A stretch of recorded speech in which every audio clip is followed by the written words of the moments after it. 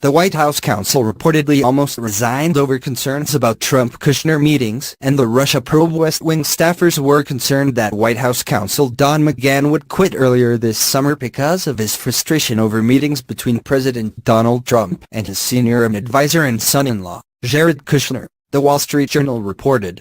Special counsel Robert Mueller's ongoing investigation into Russian interference in the 2016 election is focusing on both Trump and Kushner, and whether the Trump campaign colluded with Moscow to tilt the election in his favor.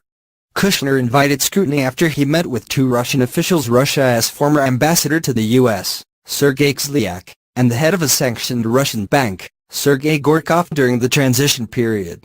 Kushner was also present during a June 2016 meeting at Trump Tower between top members of the Trump campaign and several Russians, including a lawyer with ties to the Kremlin who had offered compromising information on Democratic nominee Hillary Clinton. Mueller's focus on Trump appears to center primarily around his decision to fire former FBI Director James Comey in May and his motivations for doing so. The White House initially said Comey had been dismissed because of his handling of the Clinton email investigation, but Trump later told NBC's Lester Holt that this Russia thing was a factor in his decision.